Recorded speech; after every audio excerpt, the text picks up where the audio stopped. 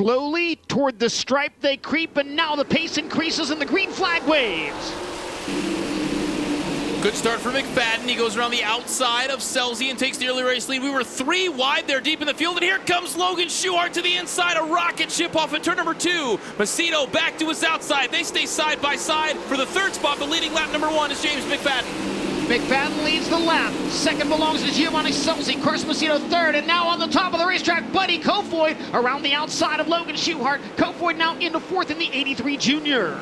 J-Max lead over Giovanni Selzy, 0.8 of a second with 3 laps down. David Gravel by Brad Sweet. That battle within the battle at the top of the World Outlaws point standings. After the disastrous night last night, David Gravel trying to put a couple of more points and catching up with the 49. Meanwhile, the race for the lead heating up. Giovanni Selzy now catching up, and caution flag on the speedway in the bottom in turns 3 and 4.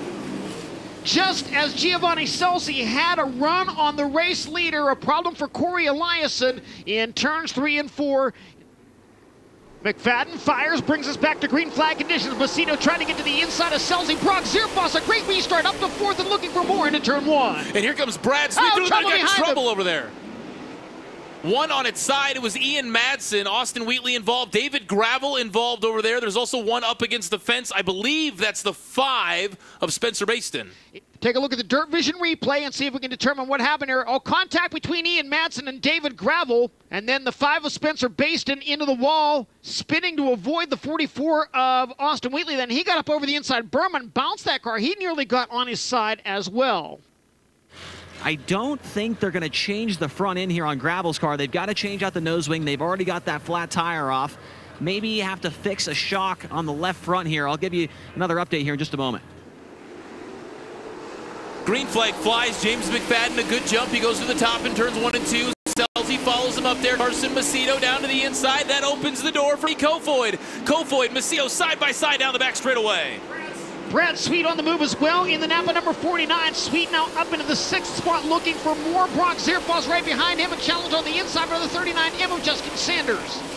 Sanders slide job ahead of Zierfoss. He's got the spot and he's reeling in Brad Sweet again as we race down next straightaway. Sanders took a peek to the side, but Sweet got down to the berm first. Now slides high out of 4. Meanwhile, Buddy Kofoid to the inside of Carson Macedo for 3rd. Now McFadden trying to decide which line to choose around the outside of Hafer Team. Selzy will follow him to the cushion in turn number 1. Giovanni Selzy right there with race leader James McFadden. Just a second behind him is Carson Macedo as he starts to reel them in. Hafer Team races back to the inside of McFadden. They nearly came together. McFadden to the inside of Wheatley nearly comes together with the 44W. And now Selzy right there. Slide job attempt in turns 1 and 2 for the race lead. Selzy not quite this time.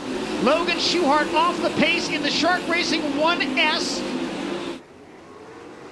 An early fire there from McFadden in turn number 3, and a great jump for James McFadden over Selzy. Here goes Macedo to the inside, making a bid for the runner-up spot. Nothing doing there. Sanders and Sweet nearly came together. We got one to the fence. Upside down. Sheldon Hodgkill collects another car. Believe that's the 2KS over in turn number 2.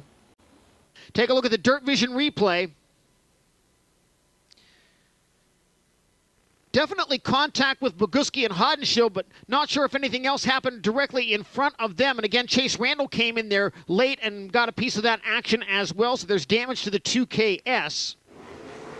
We go back to green.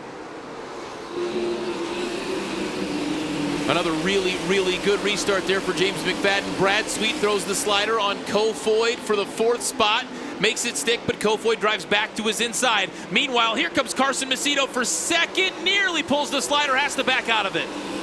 That got very tight over in turn number 4. Carson Macedo battling with Giovanni Selzy for 2nd. And now Kofoid and Sweet resume their battle. Buddy Kofoid drove between Sweet and the outside retaining wall. Here's Macedo coming after Selzy once again, but can't make the move for 2nd. McFadden catches the back of the field as he crosses under the white flag. 1 lap to go. J-Mac to the inside of the slower car into turn number 1. Randall races back underneath him. Selzy's getting closer, but running out of time. They'll race into 3 and 4 for the final time of the Jackson Motorplex. Selzy looking for a run on the cushion, but James McFadden under the checkered flag to double up at Jackson Motorplex. Giovanni Selzy 2nd, Carson Macedo 3rd, Buddy Kofoid 4th, and Brad Sweet comes home 5th. Up top, there it is, the Aussie shoey for the 2nd night in a row. James McFadden gets the job done at Jackson Motorplex. I've been close a couple times, but to go back-to-back's cool. Completely different track tonight, obviously.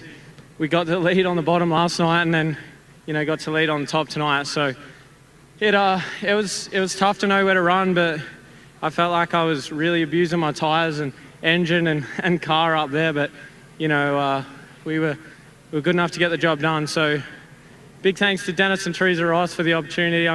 Hope you guys are pumped at home. It's a pretty cool weekend so far. So to be locked in tomorrow is great. Obviously, thank you to Toyota Racing Development and Ryder Race Engines for such a good engine, and my guys, they work their butts off, and you know, to start repaying them with some wins it's been fun. The air's so dirty behind cars.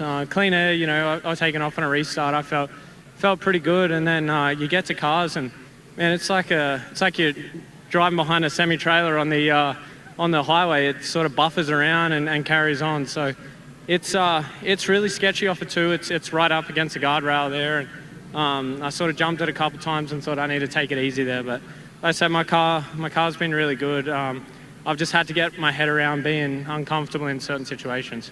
It all happens so fast in the moment, it doesn't feel like much of a moment, but then you watch it back and you're like, oh, that was a little close for comfort. So like I said, Gio does an awesome job. He's one of the most respectful guys out there, and I know he's going to give you enough room. So yeah, just super happy with the weekend, mate.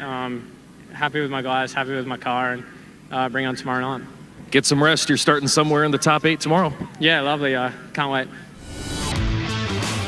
For live coverage of every World of Outlaws event and for extended on-demand race content, visit dirtvision.com. For full race results, features, and series news, visit worldofoutlaws.com.